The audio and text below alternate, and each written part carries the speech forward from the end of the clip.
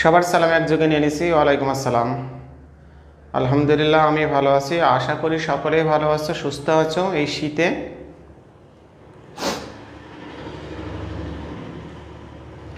Class আরম্ভ করা যাক। হ্যাঁ, একে একে তোমরা 35 জনের মতো যুক্ত হয়ে গেছো। সো ক্লাস আরম্ভ করব। হ্যাঁ, আলহামদুলিল্লাহ ভালো আছি, স্যার ভালো আছে। আশা করি তোমরাও ভালো আছো সকলে।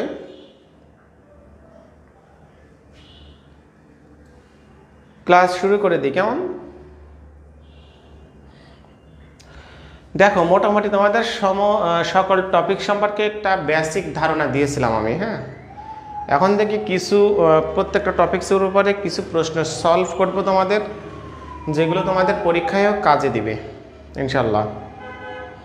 ইভেন কমনও পড়তে পারে তোমাদের জন্য। সো সাথেই থাকো এবং শেষ পর্যন্ত থাকো। ক্লাস যারা অ্যাটেন্ড করছো, জয়েন করছো, ক্লাস থেকে কিন্তু কখনোই বের হবে না আমার ক্লাস শেষ না হওয়া পর্যন্ত। কি থাকবা সবাই ক্লাসে শেষ পর্যন্ত? বাংলাদেশের আজকে বিশেষ করে জাতীয় বিষয়াবলীর উপরে আলোচনা করব। তোমরা জানো যে মোটামুটি একটা সিলেবাস তোমাদের কি প্রায় শেষের পথে, সুতরাং সকল বিষয় সম্পর্কে আবার তোমাদেরকে রিপিট আলোচনা হবে। যে সকল প্রশ্ন টপিকসগুলো অমিট হয়ে গেছিলো, বাদ পড়ে গেছিলো, সে সকল বিষয়গুলো আস্তে আস্তে পর্যায়ক্রমে আলোচনা করবে। এবং আমি যেগুলো আলোচনা করবো এখন থেকে, আশা করা যায় এখান থেকে কিছু কমনও কিন্তু তোমরা অবশ্যই পাবে।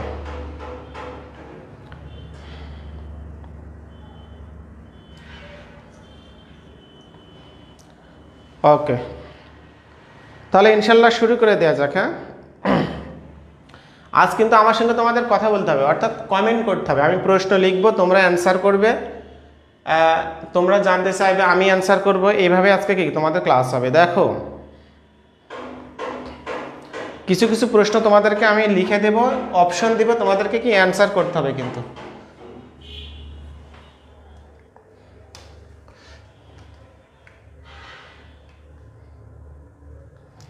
বাংলাদেশের জাতীয় বিষয়াবলীর উপরে কিছু প্রশ্ন তোমাদেরকে কি এখন আমি করব, তোমরা অ্যান্সার করবা। পারা যাবে? এই সকল প্রশ্নগুলো দেখো কিভাবে তোমাদের পরীক্ষায় প্রশ্ন আসে। দেখো, প্রশ্ন আসতে পারে নিম্নের কোনগুলো বাংলাদেশের জাতীয় প্রতীক?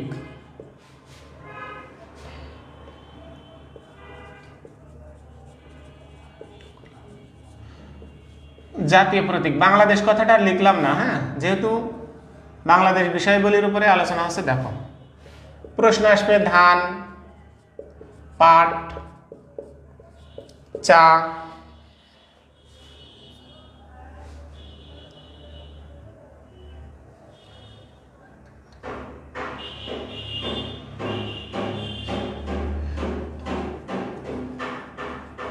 বাংলাদেশের কোনগুলি জাতীয় প্রতীকে রয়েছে? ধান, পাট, চা। খ নম্বরে হলো, এটা হচ্ছে ক, ধান, গম, পাট। অপশন দুটো তিনটা করে দিব। হ্যাঁ, ধান, পাট, শাপলা। দেখো, তোমাদের এখানকে ভেরিফাই করতে হবে যে ধান, পাট, চা এখানে কোনো প্রতীকে আছে কিনা, পতাকায় আছে কিনা, টাকাতে আছে কিনা, হ্যাঁ, তারপরে বিভিন্ন প্রতীকে তোমাদের আছে কিনা। কিন্তু এই জিনিসটা দেখো, আমাদের সবাই আছে, ধান আছে, পাট আছে, শাপলা আছে, তাই না? বাংলাদেশের মুদ্রাতে এই প্রতীকগুলো আছে। কি প্রশ্ন অ্যান্সার কি ক্লিয়ার? এইভাবে আমি তোমাদেরকে কিছু কিছু প্রশ্ন সলভ করবো।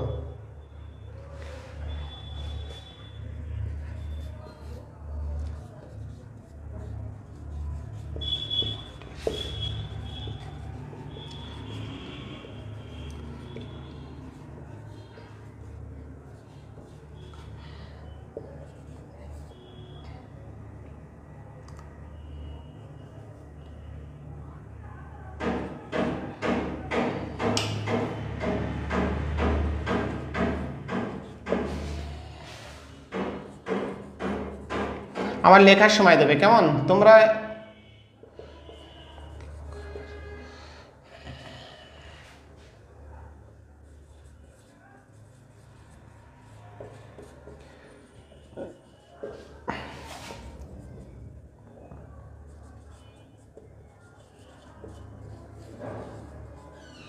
তিনটা করে লিখবো, বেশি না। দেখো কোনটির স্থপতি লুই আইকান, তাহলে কি সংসদ ভবনের। Clear?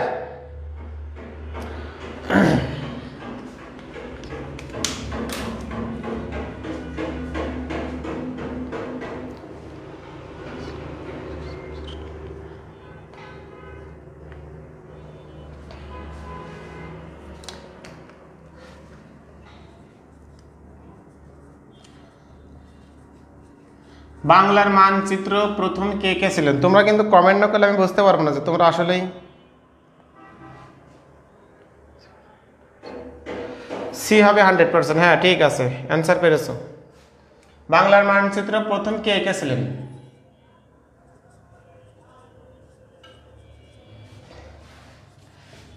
Zainul Abedin,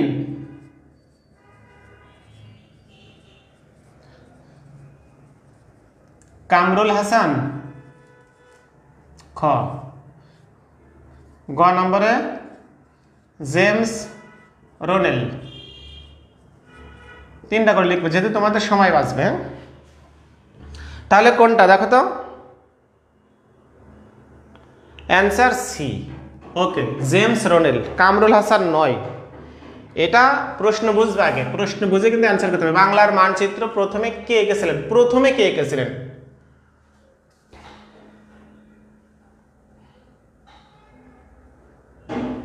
major James রেনেল, ঠিক আছে। হ্যাঁ, রোনেল বা রেনেল ইংরেজিতে। মেজর জেমস, অনেকে কামরুল হাসান দিচ্ছ, নট মেজর জেমস রেনেল। খ নম্বরের উত্তর। কনফিউজড প্রশ্নগুলোর অ্যান্সার কিন্তু এভাবে তোমরা জেনে নিবা, কেমন? Major James রেনেল।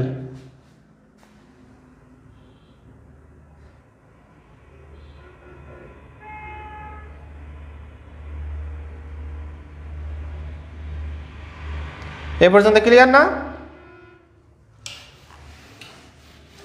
আচ্ছা,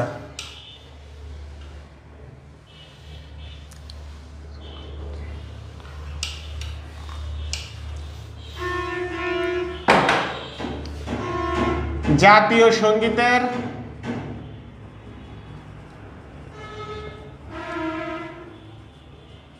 ইংরেজি অনুবাদ কে করেছিলেন? এ নম্বর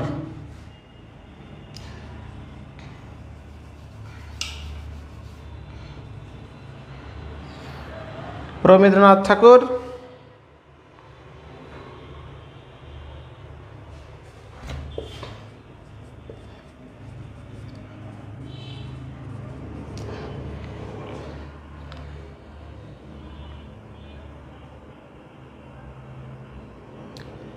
তোমরা আনসার বলো।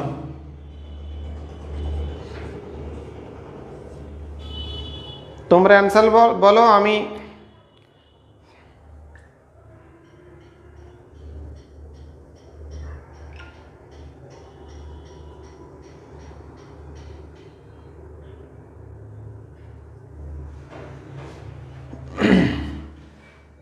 হ্যাঁ তোমরা অনেকে পেরে গেছো।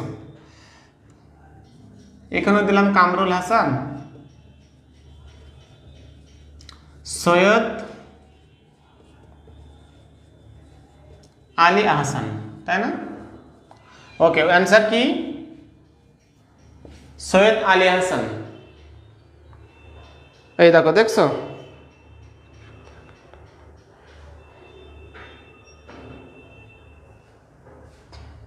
কামরুল হাসান। এই যে রবীন্দ্রনাথ জাতীয় সঙ্গীতের ইংরেজি অনুবাদ কে করেছিলেন? রবীন্দ্রনাথ ঠাকুর তো জাতীয় সঙ্গীত লিখেছিলেন, কিন্তু এই যে জাতীয় সঙ্গীতের ইংরেজি অনুবাদ করেছিলেন সৈয়দ আলী আহসান। তোমরা জানো যে একটা সময় বাংলাদেশে অনুবাদ সাহিত্যের একটা প্রচলন ছিল। এদেশের আপামর জনসাধারণ, অর্থাৎ যারা লেখক সাহিত্যিক রয়েছে, তারা বিভিন্ন বিদেশি লেখাকে ইংরেজিতে অনুবাদ করতো, যেমন উপমহাদেশের পবিত্র কোরআন শরীফ অনুবাদ করেন। সেখান থেকে এই যে অনুবাদক ছিলেন কে? ভাই গিরিশচন্দ্র সেন। এখানে মনে করে না যে কোরআনের প্রতি খুব আকর্ষিত হয়ে বা অনুগ্রহে বা কি তোমার খুব আগ্রহ সহকারে অনুবাদ করেছে। আসলে ওই সময়টা ছিলই অনুবাদ সাহিত্যের যুগ। কামরুল হাসান আমার নাম, তোমার কি অবদান বলো? তাহলে কি বুঝতে পারছো? নেক্সট প্রশ্ন,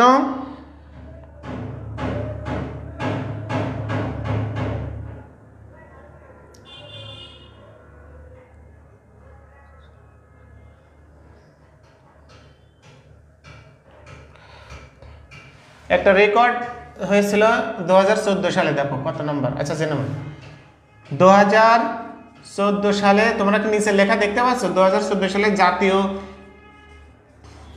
প্যারেড গ্রাউন্ডে একসঙ্গে কতজন জাতীয় সঙ্গীত গেয়ে রেকর্ড করেন?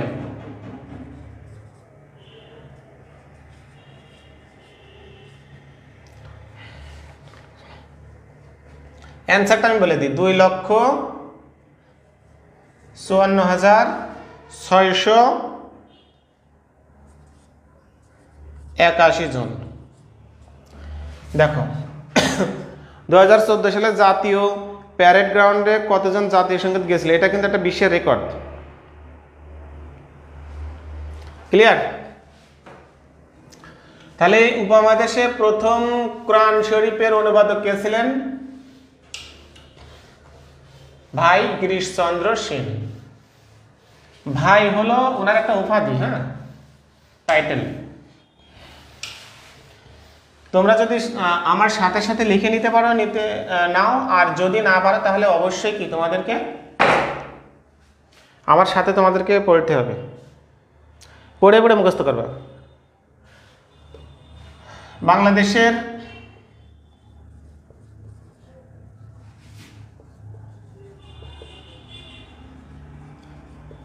মনোগ্রাম কয়টি?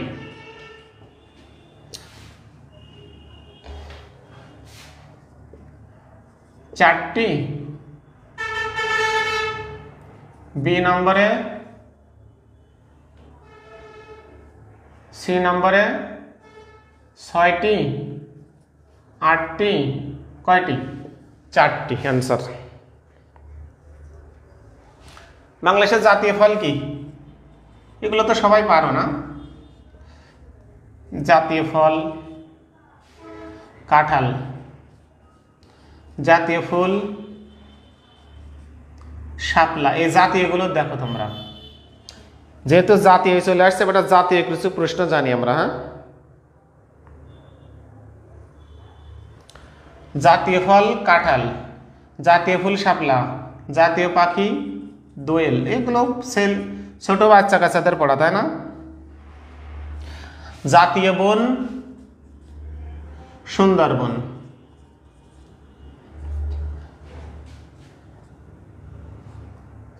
সুন্দরবন দিবস কত সাল, কত তারিখ?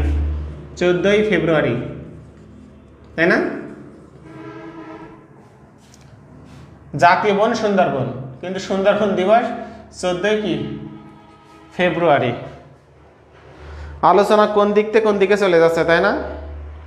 সবই জানার বিষয়।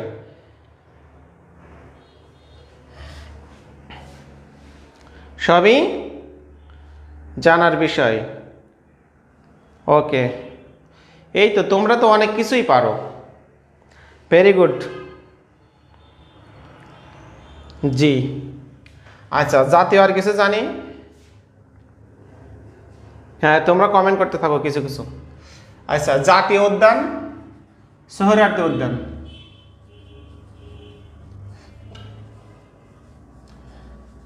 তোমরা আজকে ক্লাস না লিখলেও হবে, তোমরা শুধু কমেন্টে লেখালেখি করো আজকে, হ্যাঁ, নোট করার দরকার নেই। আর যদি কারো কোনো সমস্যা হয় তাহলে রেকর্ড ক্লাসটা দেখে নিও পরে, কেমন? আচ্ছা, জাতীয় কিন্তু ধর্মও আছে আমাদের, তাই না? তাহলে কি ইসলাম? বাংলাদেশে অনেক ধর্মের বসবাস, হিন্দু, মুসলিম, বৌদ্ধ, খ্রিস্টান সব ধর্মেরই প্রায় আছে। তার মধ্যে জাতীয় ধর্ম ইসলাম। জাতীয় মসজিদ বাইতুল মুকাররম। জাতীয় মসজিদ কোনটা?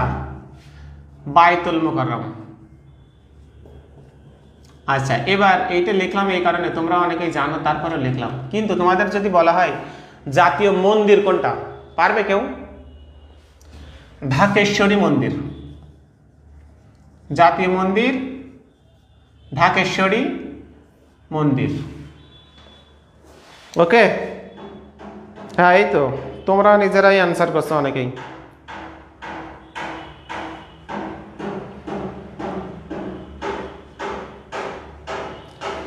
জাতীয় স্মৃতিসৌধ তো জানো যে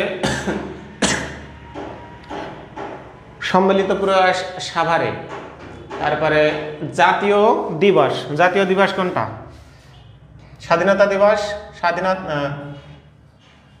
26 মার্চ, তাই না?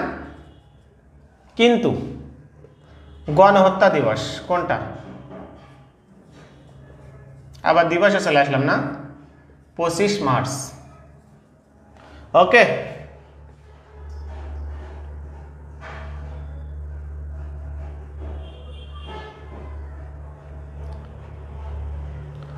আচ্ছা, এ পর্যন্ত ক্লিয়ার, তাই না? কারোর কোনো ছোটখাটো প্রশ্ন থাকলে করতে পারো, আলোচনাটা শুনিয়ে।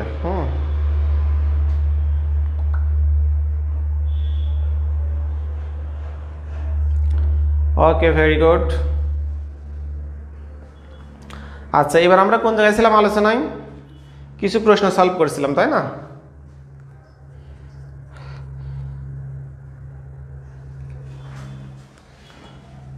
দেখো,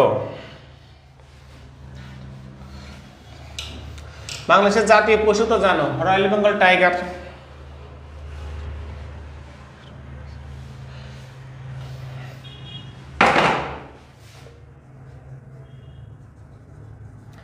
বাংলাদেশের জাতীয় সঙ্গীতে কোন বিষয়টি প্রাধান্য পেয়েছে? কোন বিষয়টি প্রাধান্য পেয়েছে? এটা কিন্তু জটিল প্রশ্ন। দেখো, এ নাম্বারে দেখো, ভাষার কথা, বি নম্বর ইতিহাসের কথা,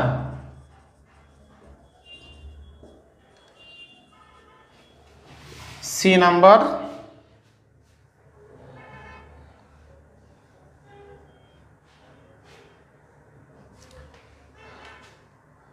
বাংলার মানুষের কথা। বাংলার মানুষের কথা। আর ডি নম্বরে কি? বাংলার প্রকৃতির কথা। বাংলার প্রকৃতির কথা। তাহলে কি আমরা দেখো, বাংলার প্রকৃতির কথা, ডি নম্বরে বাংলার প্রকৃতির কথা। ক্লিয়ার? এবার আমরা সেই প্রশ্নে আসি, বাংলাদেশের জাতীয় পতাকার ডিজাইনার, বাংলাদেশের ন্যাশনাল ফ্ল্যাগ, আবার ইংরেজিতে লিখলাম এটা, ডিজাইনার কে?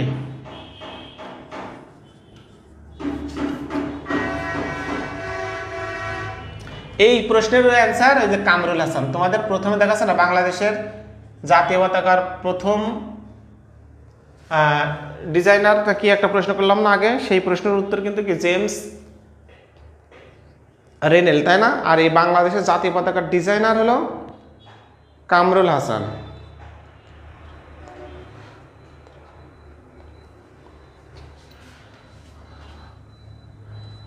জাতীয় পতাকা বাংলাদেশে সরকারিভাবে গৃহীত হয় কত সালে এটা জানো? জাতীয় পতাকা বাংলাদেশে সরকারিভাবে গৃহীত হয় কত সালে?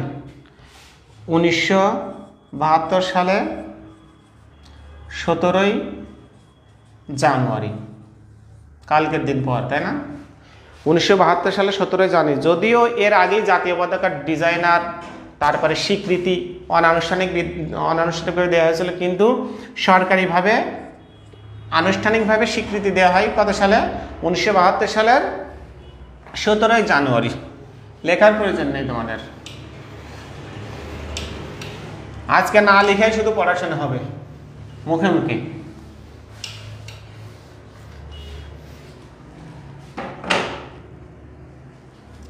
বাংলাদেশের জাতীয় সংসদের স্থপতি, এটা তো পড়িয়েছে না, লুই আই কান।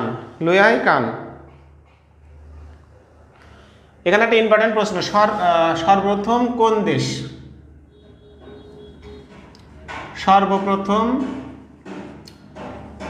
কোন দেশ বাংলাদেশের পতাকা উত্তোলন করে? বাংলাদেশ বাদে কিন্তু, হ্যাঁ, বাংলাদেশের পতাকা উত্তোলন করে সর্বপ্রথম কোন দেশ? এখানে বাংলাদেশ বাদে, মানে বাংলাদেশ ব্যতীত সর্বপ্রথম কোন দেশ বাংলাদেশের পতাকা তাদের নিজের দেশে উত্তোলন করে? সেটা হচ্ছে ভারত, কলকাতা। ভারতের কলকাতায়।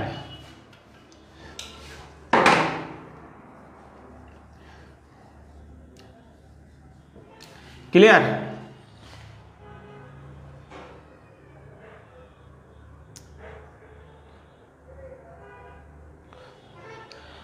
রবীন্দ্রনাথের যে জাতীয় সঙ্গীত আমার সোনার বাংলা আমি তোমায় ভালোবাসি,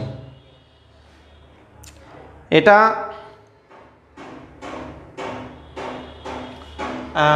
কয় লাইন নেওয়া হয়েছিল এখানে? রবীন্দ্রনাথের লেখা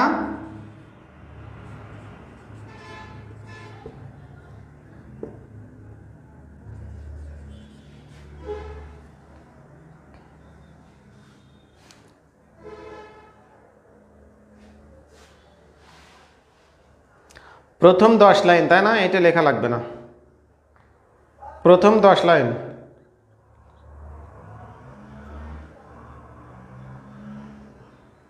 প্রথম 10 লাইন, আচ্ছা ওটা লিখছি না। জাতীয় পতাকার পরিমাপ কত বলো?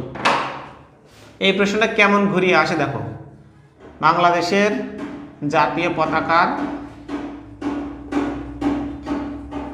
পরিমাপ 10:6 এ নম্বর, বি নম্বর 12:6, সি নাম্বার 5:3।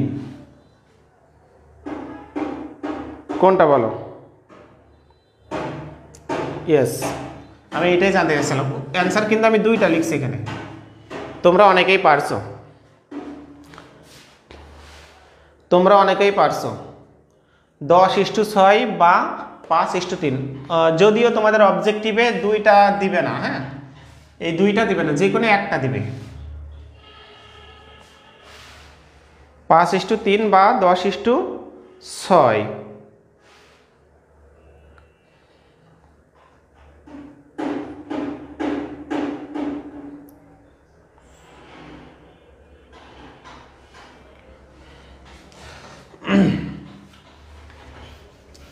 এই পর্যন্ত ক্লিয়ার? কি কিছু প্রশ্নের সলভ হচ্ছে, এতে কি উপকার হবে তোমাদের বলো, নাকি টপিকস ধরে আলোচনা করব? শোনো, প্রশ্ন কিন্তু আসবে এভাবেই, সো তোমাদেরকে এভাবেই পড়তে হবে।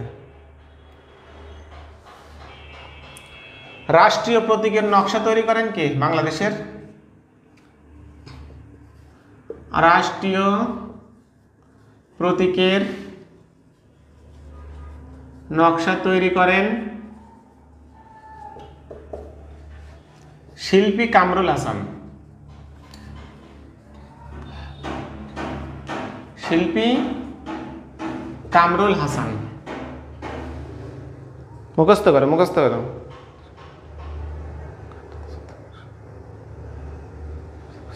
আর সেখানে একটা ইম্পর্টেন্ট প্রশ্ন, বাংলাদেশ ছাড়া আর কোন দেশ রবীন্দ্রনাথের লেখা গানকে জাতীয় সঙ্গীত হিসেবে বেছে নিয়েছে? কোন দেশ জানো এটা? ভারত। অর্থাৎ রবীন্দ্রনাথের লেখা কবিতা বা গানই বলো, দুইটা দেশে চলে জাতীয় সঙ্গীত হিসেবে, ভারত ও বাংলাদেশ। অর্থাৎ ভারতের যে জাতীয় সঙ্গীত সেটাও কিন্তু রবীন্দ্রনাথের লেখা, কিন্তু এটা না, আমার সোনার বাংলা আমি তোমায় ভালোবাসি এটা না, কিন্তু অন্যটা হিন্দিতে লেখা।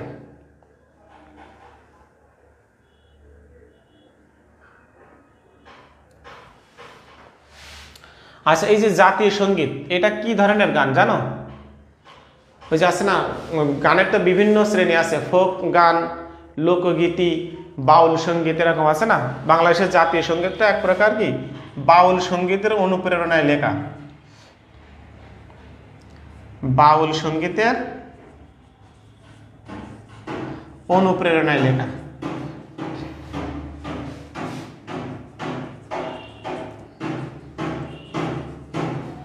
ক্লিয়ার?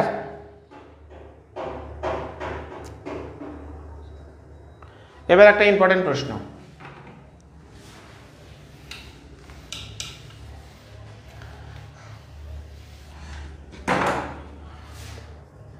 বাংলাদেশের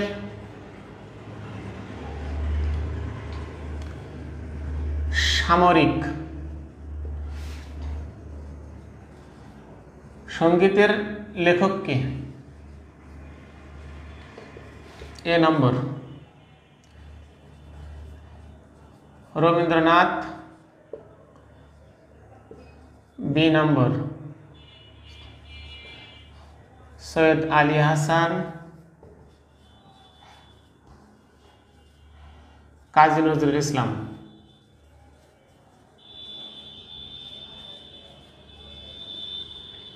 লেখা কি বোঝা যায় কে?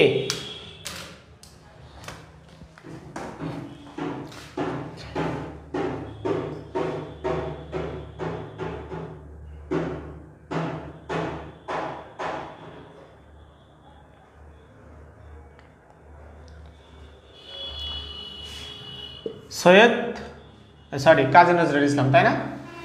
বাংলাদেশের জাতীয় সঙ্গীত, বাংলাদেশের তাহলে রণসঙ্গীত কোনটা? বাংলাদেশের রণসঙ্গীত কোনটা? একমাত্র চল চল চল, ঊর্ধ্ব গগনে বাজে মাদল, নিম্ন উতলা ধরণী তল, অরুণ প্রাতের তরুণ দল, চল রে চল রে চল, তাই না? জাতীয় পতাকা সম্পর্কে যেটা পড়াছিলাম, জাতীয় পতাকা বিধি কত সালে প্রণীত হয়? জাতীয় পতাকা বিধি কত সালে প্রণীত হয়? 1952 সালে, 1972 সালে, 1996 সালে, কোনটা?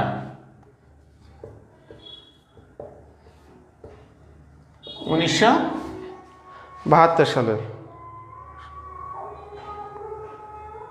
1972 সালে।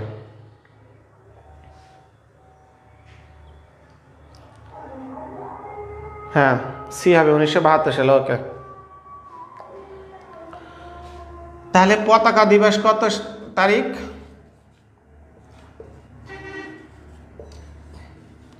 পতাকা দিবস কবে বলো, অ্যান্সার করো।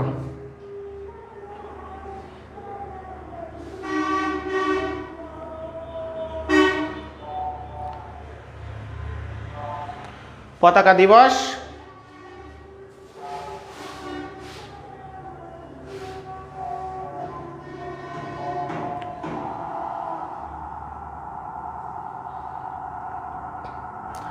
দোসরা মার্চ, 2 মার্চ।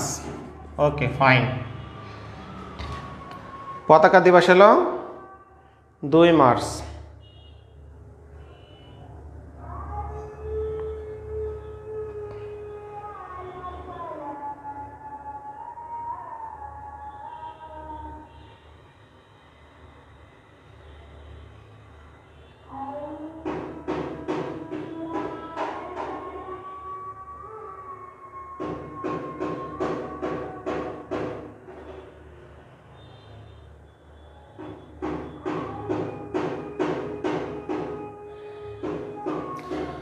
বাংলাদেশে প্রথম পতাকা উত্তোলন হয় কিন্তু ঢাকা বিশ্ববিদ্যালয়, এটা মনে রাখবা। আর বিদেশে উত্তোলন হয় কলকাতায়। ওকে। আর জাতীয় সঙ্গীতে যেটা বলেছিলাম, আমার সোনার বাংলা আমি তোমায় ভালোবাসি, ওই যে বঙ্গভঙ্গ রদ উপলক্ষে জাতীয় সঙ্গীতটা।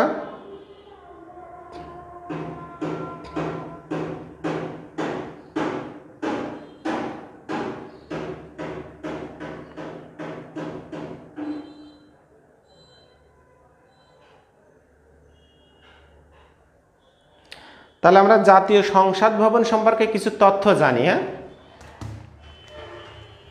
জাতীয় সংসদ ভবন কোথায়? ঢাকার শেরেবাংলা নগরে, তাই না?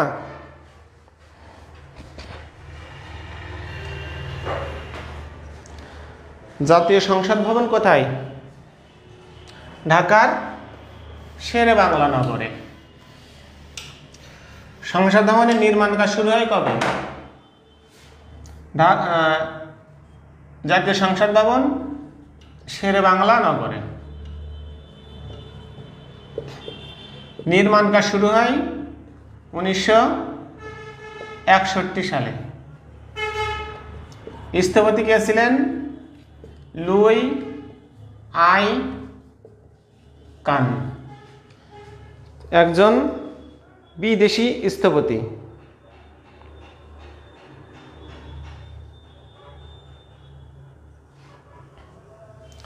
বিদেশি স্থপতি, তাই না? মার্কিন স্থপতি, অর্থাৎ তিনি একজন মার্কিন নাগরিক। স্থপতি মানে একজন বিদেশি ইঞ্জিনিয়ার এক কথায়। জাতীয়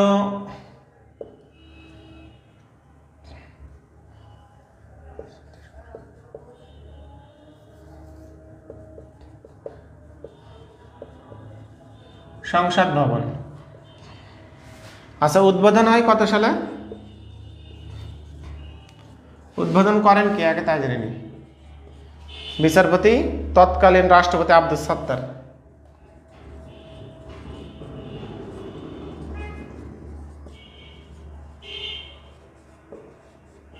এখান থেকে একটা প্রশ্ন পড়ে কিন্তু, তৎকালীন রাষ্ট্রপতি আব্দুস সাত্তার উদ্বোধন করেন। এটা উদ্বোধন করেন 1982 সালে।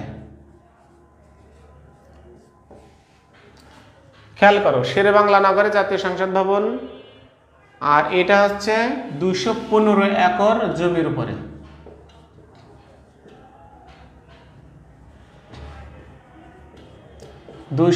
একর জমির উপরে নির্মিত জাতীয় সংসদ ভবন। অর্থাৎ শুধু ভবনটা না, তোমার হচ্ছে পুরো অঞ্চলটাই আর কি।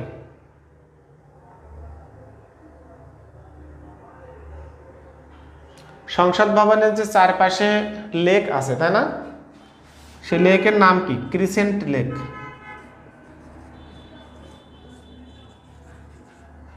সংসদ ভবনের পাশে যে লেক রয়েছে সেটা হচ্ছে কি? Crescent lake. তোমরা বুঝতে পারছো তো?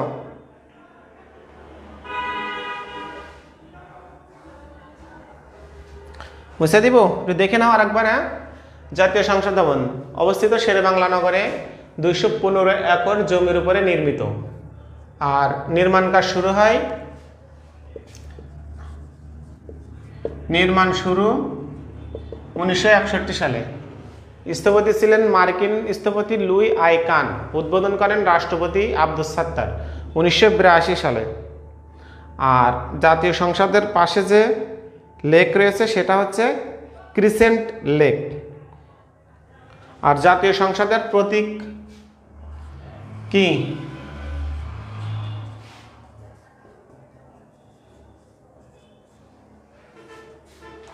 প্রতীক শাপলা। কি তোমরা কি পুরো লেখাটা বুঝতে পারছো, দেখতে পাচ্ছ?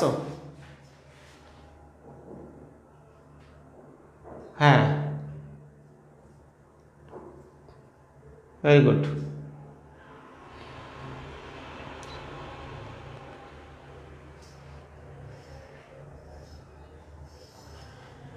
এ পর্যন্ত বিদেশি রাষ্ট্রপ্রধান হিসেবে জাতীয় সংসদে কে কে ভাষণ দিয়েছে জানো? 2 জন বিদেশি প্রধানমন্ত্রী, 2 জন বিদেশি রাষ্ট্রপ্রধান আমাদের বাংলাদেশের জাতীয় সংসদে ভাষণ দিয়েছেন। তার আগে আমরা জেনে নিই জাতীয় সংসদে আমাদের কয় কক্ষ বিশিষ্ট? 1 কক্ষ বিশিষ্ট পার্লামেন্ট বলে এটা আমাদেরকে। হ্যাঁ, ভারতের 2 কক্ষ বিশিষ্ট পার্লামেন্ট, তোমার হচ্ছে আমেরিকায় 2 কক্ষ বিশিষ্ট পার্লামেন্ট, কিন্তু বাংলাদেশের জাতীয় সংসদ 1 কক্ষ বিশিষ্ট পার্লামেন্ট। যে কথা বলছিলাম যে কোন বিদেশি রাষ্ট্রপ্রধান আমাদের বাংলাদেশের জাতীয় সংসদে ভাষণ দিয়েছে অর্থাৎ বক্তৃতা করেছেন? যুগোস্লাভিয়ার president Joseph Marshal Tito. Joseph Marshal Tito যুগোস্লাভিয়ার প্রেসিডেন্ট তিনি। হ্যাঁ, 1974 সালে তিনি বাংলাদেশের জাতীয় সংসদে দাঁড়িয়ে ভাষণ দিয়েছিলেন। আরেকটা দিয়েছিলেন কে? ভারতের ভিভি গিরি। ভিভি গিরি উনিও কিন্তু কি 1974 সালে জাতীয় সংসদে দাঁড়িয়ে ভাষণ দিয়েছিলেন। ইনি হচ্ছে ভারতের, আর ইনি হচ্ছে কি যুগোস্লাভিয়ার।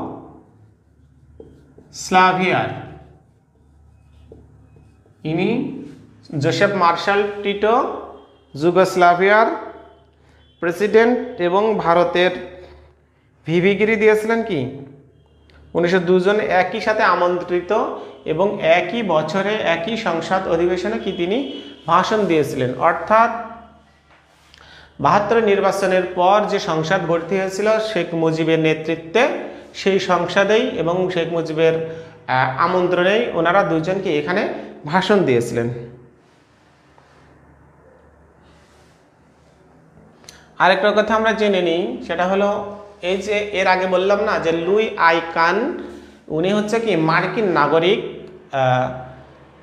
তোমার জাতীয় সংসদের স্থপতি। ওনার জন্মস্থান কোথায় জানো? ওনার জন্মস্থান হলো এস্তোনিয়া। এস্তোনিয়া একটা দেশের নাম, এস্তোনিয়া, লাটাভিয়া।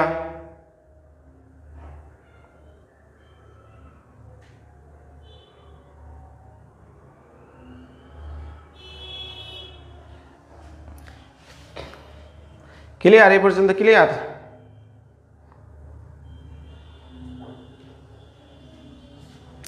ওকে, এবার আমরা জানবো একটু জাতীয় স্মৃতিসৌধ সম্পর্কে।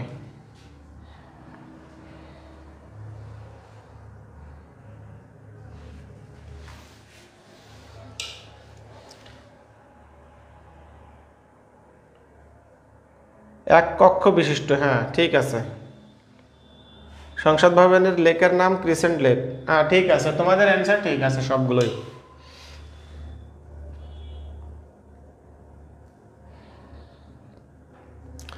Okay clear. জাতীয় স্মৃতিসৌধ সম্পর্কে একটু জানি আমরা। হ্যাঁ,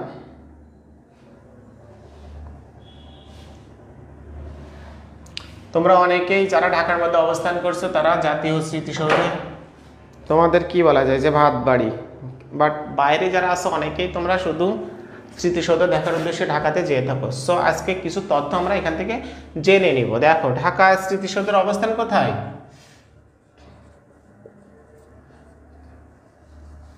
সাভারে, তাই না? ঢাকার সাভারে। এর স্থপতি, এই সকল এই যে স্থপতি স্ট্রাকচার এই যেগুলো, এখান থেকে কিছু প্রশ্ন পড়ে। সৈয়দ মঈনুল হোসেন, সৈয়দ মঈনুল হোসেন। দেখো স্মৃতিসৌধের স্থপতি।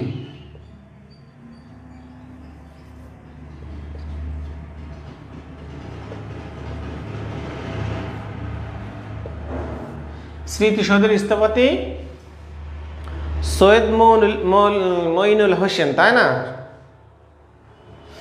আচ্ছা, এর উচ্চতা কত? 150 ফুট। মিটারে আসলে হয় 46.5 মিটার, 46.5 মিটার। আচ্ছা, এটার আরেকটা নাম আছে, কি জানো? সম্মিলিত প্রয়াস। আগেই জানালাম তোমাদের সম্মিলিত প্রয়াস। স্মৃতিসৌধকে কি বলা হয়? সম্মিলিত প্রয়াস। এর অপর নাম কি? সম্মিলিত প্রয়াস।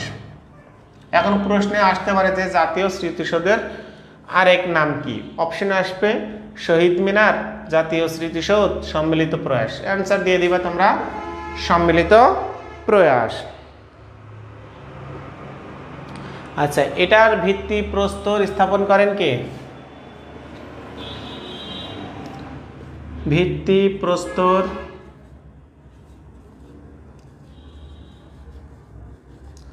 স্থাপন করেন শেখ মুজিবুর রহমান।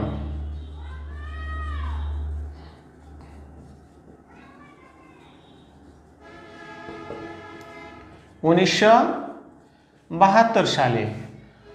স্বাভাবিকভাবেই তিনি বঙ্গবন্ধু শেখ মুজিবুর রহমান সেইকালে 1972 সালে, অর্থাৎ 1972 এবং 75-এর মধ্যেই যে রাষ্ট্রপ্রধান ছিলেন তিনি হলেন বঙ্গবন্ধু শেখ মুজিবুর, এবং তিনি পদাধিকার বলেই শহীদ মিনার অর্থাৎ সম্মিলিত প্রয়াসের ভিত্তিপ্রস্তর স্থাপন করেন।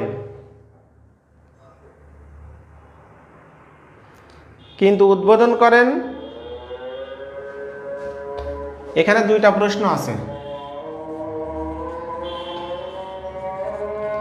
আজান দিচ্ছে, একটু আমি শুধু লিখতে থাকি, তোমরা একটু কাইন্ডলি দেখো। হ্যাঁ,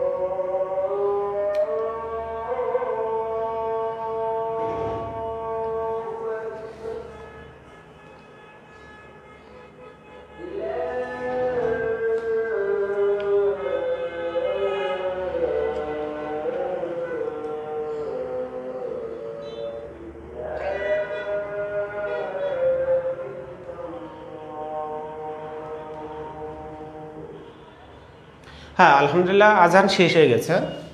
সো আমরা মূল পার্টে চলে আসি। দেখো তবে স্মৃতিসৌধ সম্পর্কে কি জানলে যে অবস্থান, স্থপতি, উচ্চতা, এর অপর নাম কি, ভিত্তি প্রস্তর স্থাপন করেন কে, উদ্বোধন করেন। এখন দেখো স্মৃতিসৌধের যে স্তম্ভগুলো রয়েছে, 7টা স্তম্ভ রয়েছে, হ্যাঁ এটাকে এই জন্য সম্মিলিত প্রয়াস বলা হয় যে একটা অপরেরটার সাথে কি কম্বাইন বা যুক্ত, এবং এটা দ্বারা কয়েকটা অর্থ এখানে কি নির্দেশ করে। দেখো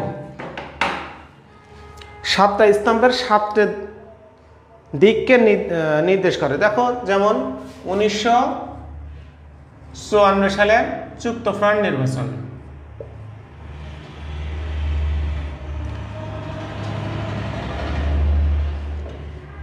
1954 সালে যুক্তফ্রন্ট নির্বাচন, 1956 সালে ইসলামী শাসনতন্ত্র আন্দোলন, ইসলামী শাসনতন্ত্র আন্দোলন, তাই না। এরপরে দেখো 1962 সালের শিক্ষা আন্দোলন, 1962 সালের শিক্ষা আন্দোলন, 1966 সালের 6 দফা আন্দোলন,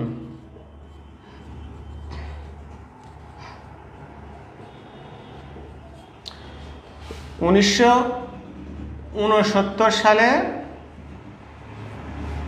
গণ অভ্যুত্থান,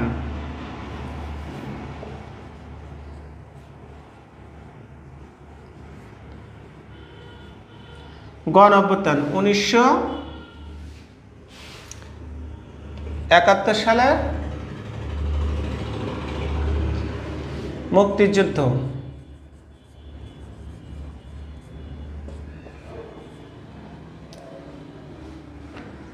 তাহলে কি বুঝতে পারছো, এই যে 7টা জিনিস, 7টা স্তম্ভ, এই 7টাকে কি নির্দেশ করে।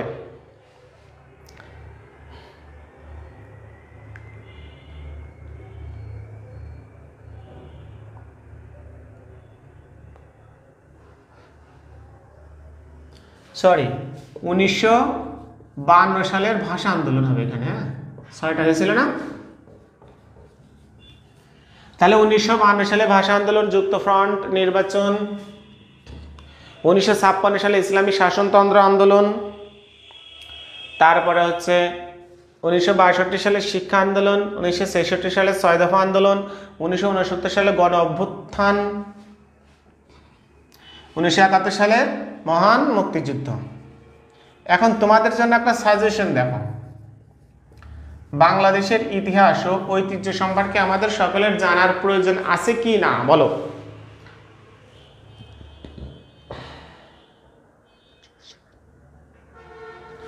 দ্বিতীয়টায় বোঝনি কোনটা, 1956 সালে ইসলামী শাসনতন্ত্র আন্দোলন।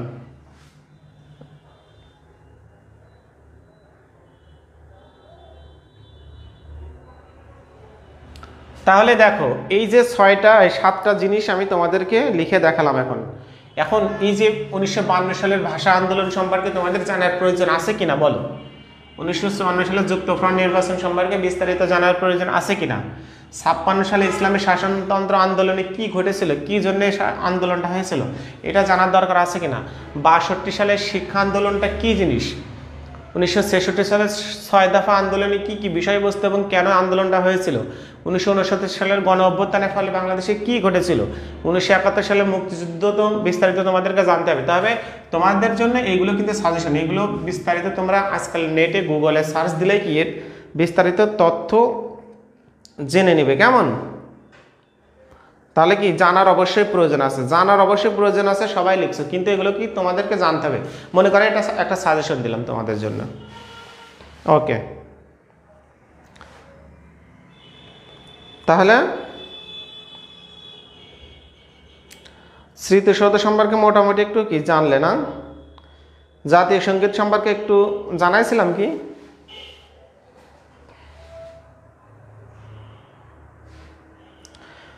মুখে কিছু শুনে নি। হ্যাঁ, জাতীয় সঙ্গীত তোমরা জানো যে 10 লাইন কি আমাদের জন্য জাতীয় সঙ্গীত হিসেবে ধরা হয়। জাতীয় সঙ্গীত রচনার প্রেক্ষাপট ছিল 1905 সালে বঙ্গভঙ্গ হ্রদকে কি কেন্দ্র করে জাতীয় সঙ্গীত, বঙ্গভঙ্গ হ্রদকে কেন্দ্র করে জাতীয় সঙ্গীত, রবীন্দ্রনাথের জাতীয় সঙ্গীত রচিত হয়। সেখানে 10 চরণ অর্থাৎ 10 লাইনকে আমাদের জাতীয় সঙ্গীত হিসেবে স্বাধীনতা পরবর্তী সময় আমাদেরকে কি এটা বাংলাদেশের জাতীয় সঙ্গীত হিসেবে বিবেচিত হয়। গানটির মোট চরণ রয়েছে কিন্তু মোট 25 লাইন, অর্থাৎ এই জাতীয় সঙ্গীতটা 25 লাইন বিশিষ্ট, সেখান থেকে আমরা 10 লাইন জাতীয় সঙ্গীত হিসেবে নেওয়া হয়েছে। এই আর কি জাতীয় সঙ্গীত। আরও বিস্তারিত আছে, সেগুলো তোমাদের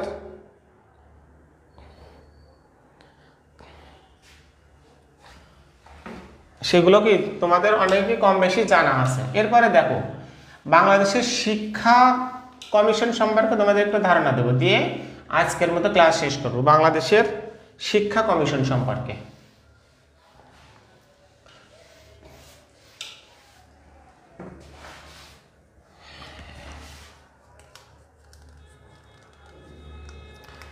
বাংলাদেশে শিক্ষা কমিশন এই যাবৎকালে বাংলাদেশে মোট 5টি কমিশন হয়েছিল, মনে রাখো। শিক্ষা কমিশন এই যাবৎকালে বাংলাদেশে 5টি শিক্ষা কমিশন হয়েছিল। প্রথম হচ্ছে ডক্টর কুদরতে খুদা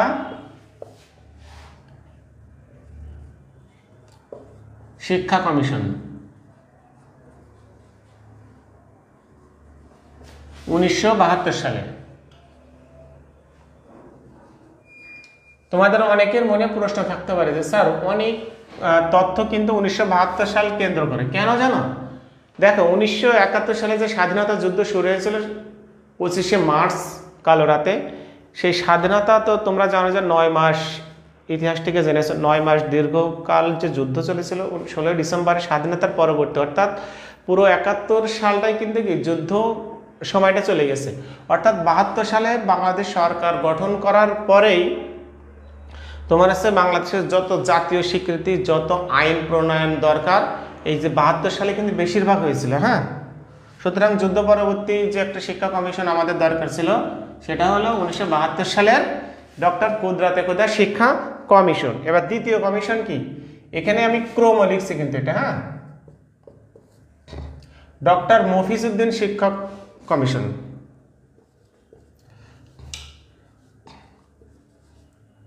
মফিজ উদ্দিন শিক্ষা কমিশন,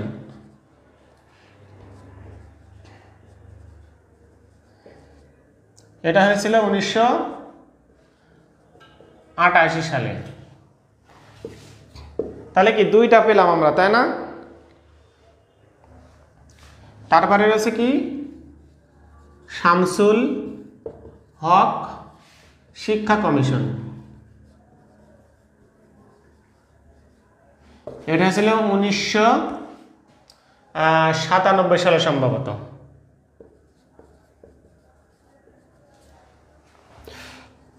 এরপরে ছিল MA বাড়ি শিক্ষা কমিশন, এটা হয়েছিল 2007 সালে, সরি 2002 সালে। 2003 সালে ছিল সর্বশেষ। এরপরে ছিল মনিরুজ্জামান মিয়া শিক্ষা কমিশন, মনিরুজ্জামান মিয়া শিক্ষা কমিশন, এটা লিখে নিতে পারো। হ্যাঁ, 2003 সালে। এখন দেখো তোমাদের অনেকের মনে প্রশ্ন থাকতে পারে স্যার এই শিক্ষা কমিশনকে একজনই প্রণয়ন করেছিল? না, দেখো এই কমিশনের প্রধান ছিলেন ইনারা, এবং যিনি ছিলেন এই কমিশনের প্রধান এবং তার নামেই এই কমিশন, এইটার নাম রাখা হয় মফিজ উদ্দিন শিক্ষা কমিশন, শামসুল হক শিক্ষা কমিশন, MA বাড়ি শিক্ষা কমিশন এবং মনিরুজ্জামান মিয়া শিক্ষা কমিশন। ক্লিয়ার?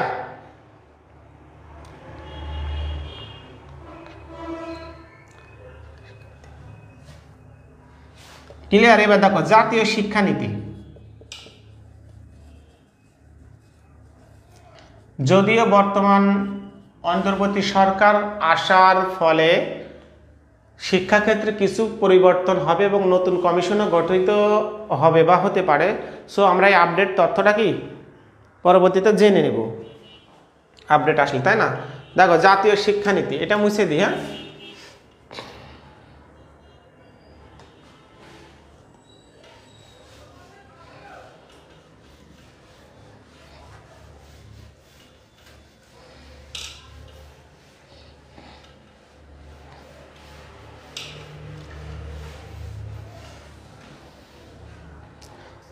জাতীয় শিক্ষানীতিটা হয়েছিল কত সালে?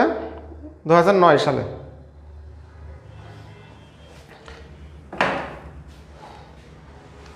মনিজুর রহমান মেয়াদ 2003।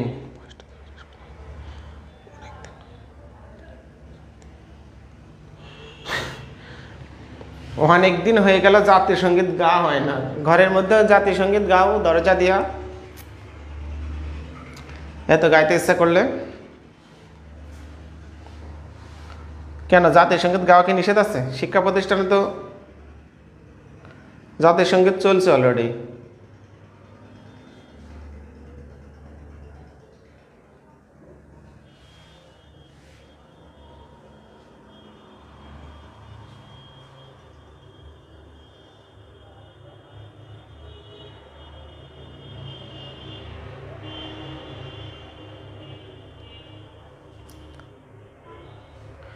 তাহলে জাতীয় শিক্ষানীতি গঠিত হয়েছিল মোট 3টি। এই যাবৎকালে মোট 3টি জাতীয় শিক্ষানীতি গঠিত হয়েছিল। হ্যাঁ, জাতীয় শিক্ষানীতি সর্বশেষ 2009 সালে। সর্বশেষ কবে? 2009 সালে। আর এর প্রধান ছিলেন অধ্যাপক কবির চৌধুরী।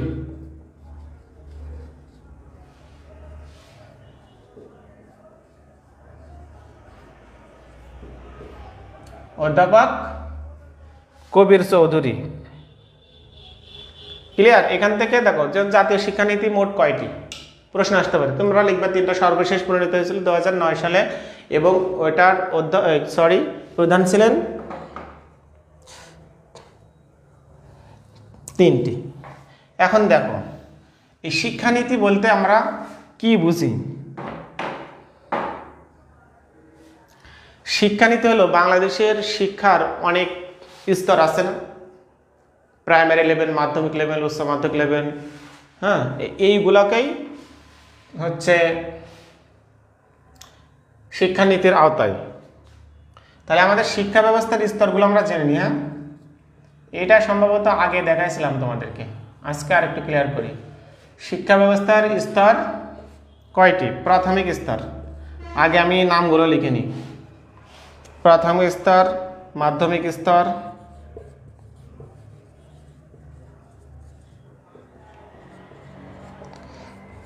প্রাথমিক স্তর, মাধ্যমিক স্তর আর উচ্চ শিক্ষা যেটা।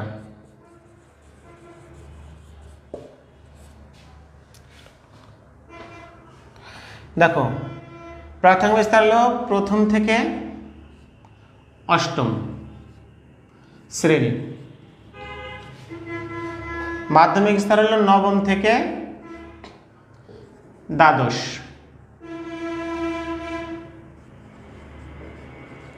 এর মধ্যে আবার নিম্ন মাধ্যমিক এবং মাধ্যমিক রয়েছে। উচ্চ শিক্ষা হলো স্নাতক থেকে পরবর্তী একটায়। এখন স্নাতক, অনার্স, মাস্টার্স, এমফিল, পিএইচডি, হ্যাঁ অনেকগুলো। তাহলে কি শিক্ষার স্তরগুলো কি তোমরা ক্লিয়ার? দেখো তো একটু, এগুলো কিন্তু লাগে তোমাদের সাধারণ জ্ঞানের জন্য।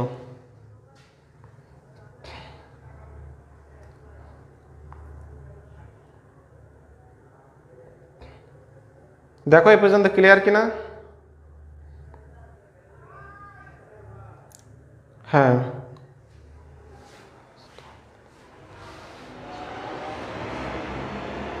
প্রাথমিক স্তর, মাধ্যমিক স্তর, ভোকেশনাল স্তর। ভোকেশনাল তো তোমার ওই স্তরের মধ্যেই, ভোকেশনাল আলাদা বলে কোনো স্তর না।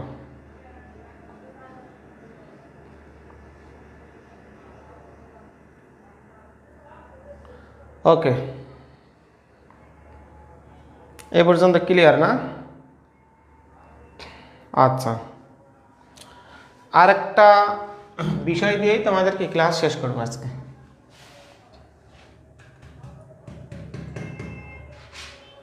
ক্লাস কি আর বাড়াবো কোন পর্যন্ত? আজকে তো ভাবছিলাম 2 ঘন্টা ক্লাস নেব, ধৈর্য আছে? শীত তো কম, তাই না? কমে গেছে না? শীত কমে গেছে কিনা?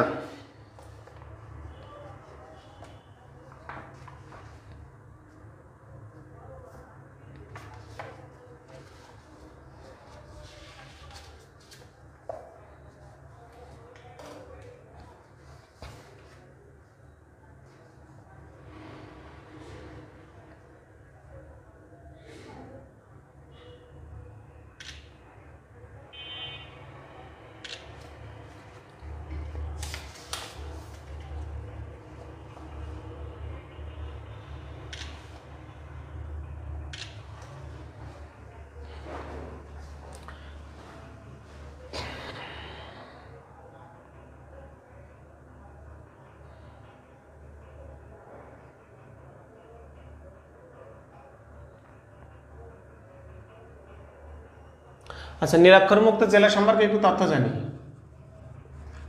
নিরক্ষর মুক্ত জেলা কয়টি? 7টি।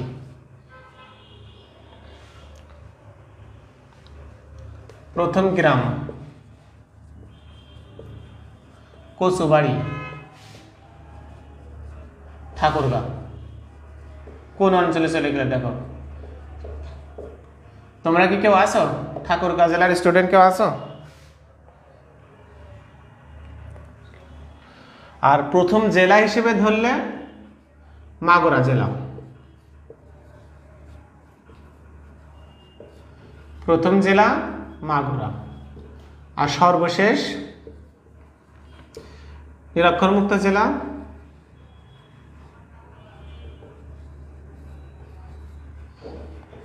সিরাজগঞ্জ। লেখা কি বুঝতে পারছো তোমরা? সিরাজগঞ্জ, সিরাজগঞ্জ। নিরক্ষরমুক্ত জেলা 7টি। প্রথম গ্রাম হলো কচুবাড়ি, ঠাকুরগাঁও।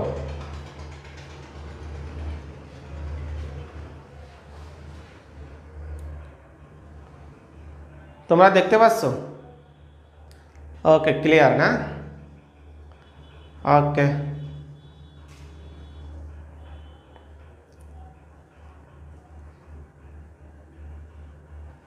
ঠিক আছে। আচ্ছা, প্রাথমিক যে কথাটা বলছিলাম, প্রাথমিক শিক্ষকদের নিয়োগ প্রদান করেন কে?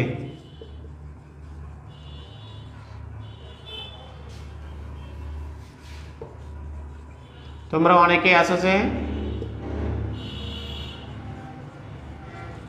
প্রাথমিক শিক্ষা অধিদপ্তর।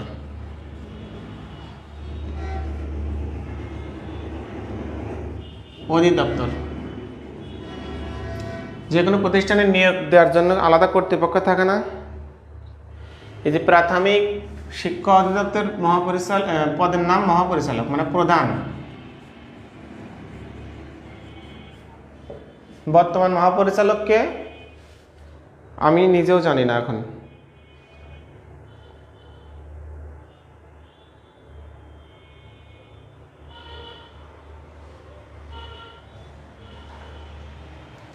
আচ্ছা, কিছু শর্ট প্রশ্নের উত্তর জানবো এবার। প্রাথমিক শিক্ষা বাস্তবায়নে যে প্রতিষ্ঠানটি দায়িত্ব পালন করে, প্রাথমিক শিক্ষা বাস্তবায়নে দায়িত্ব পালন করে কোন প্রতিষ্ঠান? প্রাথমিক শিক্ষা বাস্তবায়ন করেন কোন প্রতিষ্ঠান? 1 এনপি, নেপ। বি এবিডি। হ্যাঁ, ডিপিই, সি, এনসিটিবি কোনটা? এই DP, department of primary education.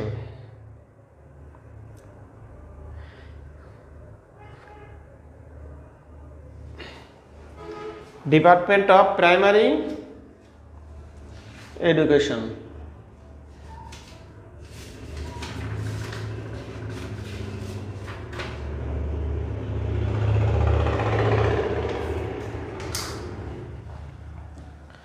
আর যে জিনিসটা বলছিলাম, জাতীয় শিক্ষানীতি প্রথম জাতীয় শিক্ষানীতি প্রণীত হয় কত সালে?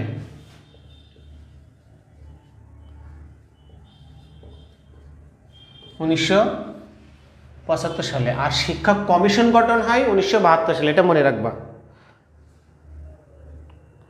আর প্রথম শিক্ষা কমিশনের প্রধান ছিলেন ডক্টর কুদ্রাতিকতা শিক্ষা কমিশন। বাংলাদেশে বাধ্যতামূলক প্রাথমিক শিক্ষা চালু হয় কত সালে? 1990 সালে। বাধ্যতামূলক প্রাথমিক শিক্ষা চালু হয় কত সালে? 1990 সালে। দেখো, প্রাথমিক স্তর নিয়ে কিন্তু আলোচনা করছি সেই ধরে, আপনার মাধ্যমিক স্তর, তারপরে হচ্ছে তোমার উচ্চ মাধ্যমিক স্তর এবং উচ্চ শিক্ষা সম্পর্কেও রয়েছে, ওই সম্পর্কে আলোচনা করবো না এবং ওখানে পড়েও না পরীক্ষায় তেমন একটা। বাংলাদেশের জাতীয় শিক্ষা একাডেমি, প্রাথমিক শিক্ষা একাডেমি কোথায় জানো? ময়মনসিংহ।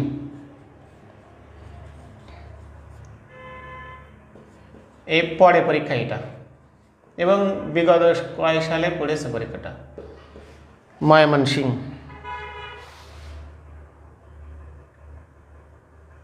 আচ্ছা, এখানে একটা ইম্পর্টেন্ট প্রশ্ন, কোন শ্রেণী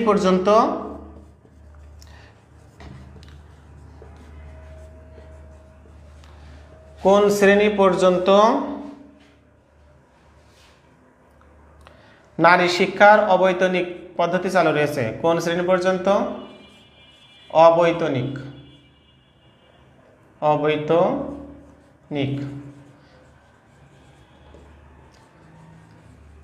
নারী শিক্ষা দ্বাদশ শ্রেণী পর্যন্ত। অ্যান্সার বলে দিলাম। কোন শ্রেণী পর্যন্ত? দ্বাদশ শ্রেণী পর্যন্ত মেয়েদের লেখাপড়া একদম ফ্রি, অর্থাৎ অবৈতনিক বলতে কোনো কি বেতন নেওয়া হয় না।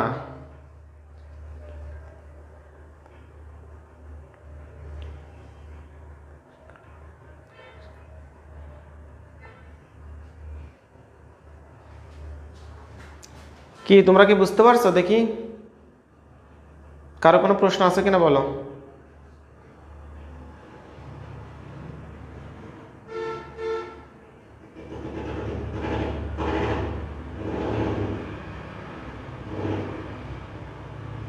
কারো কোনো প্রশ্ন আছে?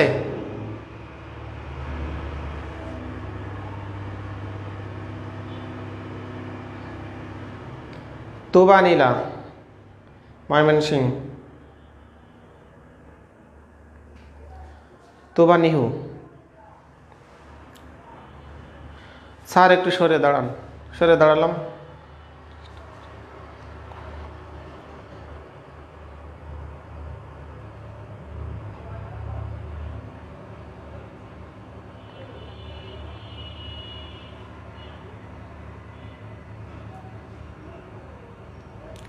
আচ্ছা, এই পর্যন্ত ক্লিয়ার না? হ্যাঁ, সবাই বুঝে গেছো।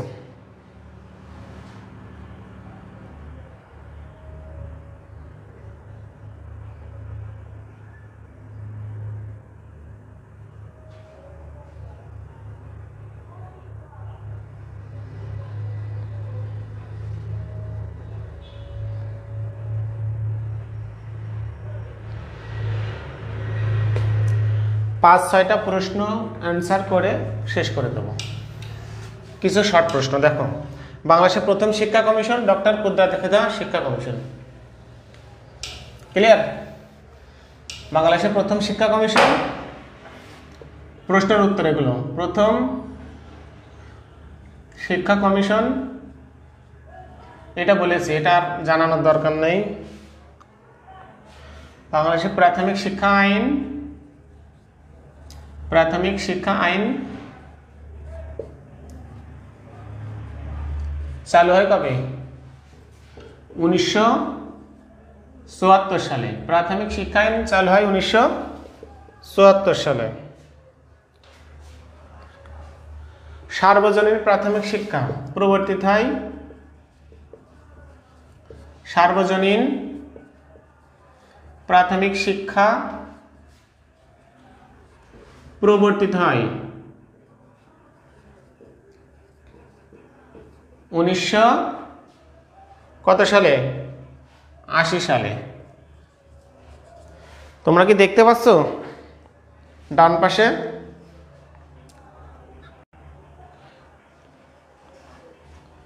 দেখতে পাও?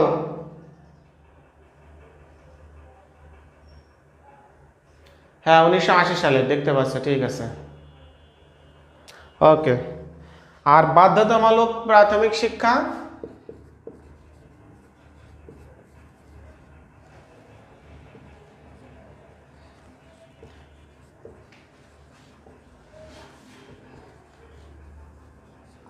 উনিশশো 90 সালে।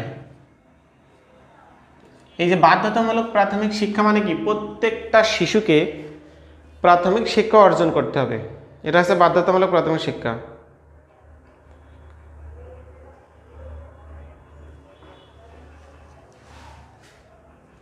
বাধ্যতামূলক প্রাথমিক শিক্ষা আইন কত সালে তাহলে? 1990 সালে। আর বাধ্যতামূলক প্রাথমিক শিক্ষা 1992 সালে। এখানে দুইটা জিনিস দেখো, বাধ্যতামূলক প্রাথমিক শিক্ষা আইন এটা হয় 1990 সালে, আর এই আইন বাস্তবায়ন হয় 1992 সালে। আর বাধ্যতামূলক প্রাথমিক শিক্ষা চালু হয় 1993 সালে। কনফিউশন প্রশ্ন না? 68টা উপজেলায় প্রাথমিকভাবে, 68টি উপজেলায়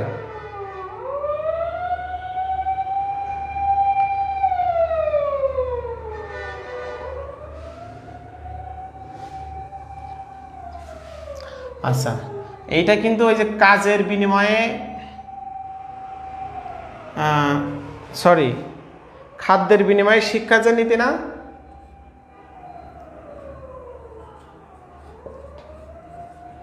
খাদ্যের বিনিময়ে শিক্ষা। তার মানে দেখো কতটা একটা দেশ শিক্ষাতে কতটা পিছিয়ে পড়লে এই কর্মসূচি চালু করে। খাদ্যের বিনিময়ে শিক্ষা, অর্থাৎ খাবারের লোভে অনেকেই কি শিক্ষা অর্জন করতে হতো সেই সময়টাই। প্রাথমিক ও গণশিক্ষা মন্ত্রণালয়, এবার আসি কি প্রাথমিক ও গণশিক্ষা মন্ত্রণালয়, মুছে দিলাম কিন্তু লেখার দরকার, লিখে নাও। প্রাথমিক ও গণশিক্ষা মন্ত্রণালয় গঠিত হয় 2003 সালে। মন্ত্রণালয় গঠিত 2003 সালে। লেখা কি বুঝতে পারতেছো?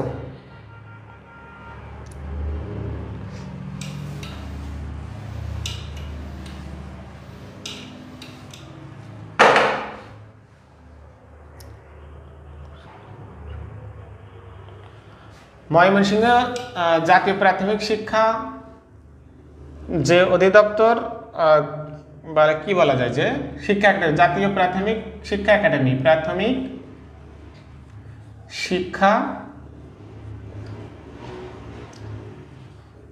একাডেমি ময়মনসিংহ,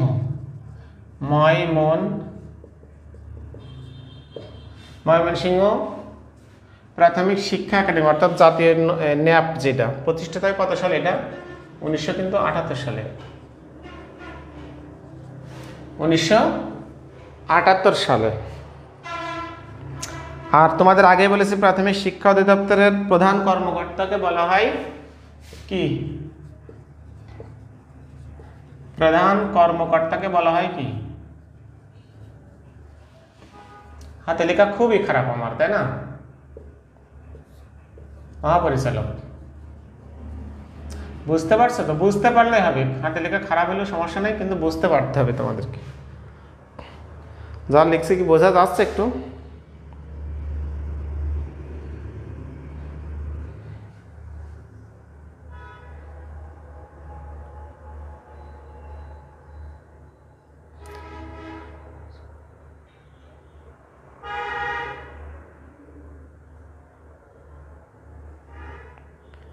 কি এ পর্যন্ত কি বোঝা যায়?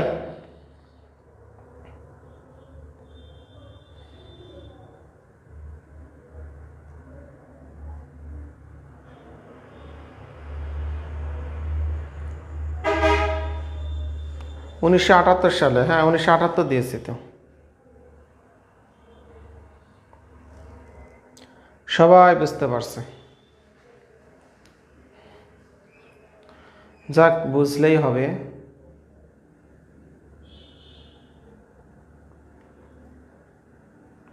ওকে, বনলতা আক্তার খান, বুঝতে পারি, হ্যাঁ বুঝতে পেরেছ। আচ্ছা, আর একটা টপিকস ধরি। হ্যাঁ, বাংলাদেশের জাতীয় সঙ্গীত তো হয়ে গেছে না?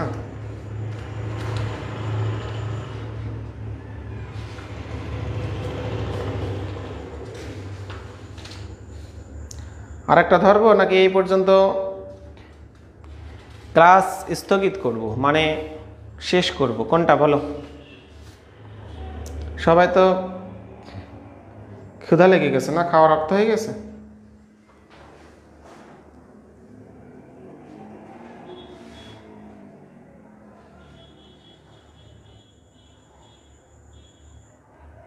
স্যার এই পর্যন্ত থাক, এই পর্যন্ত থাকবে।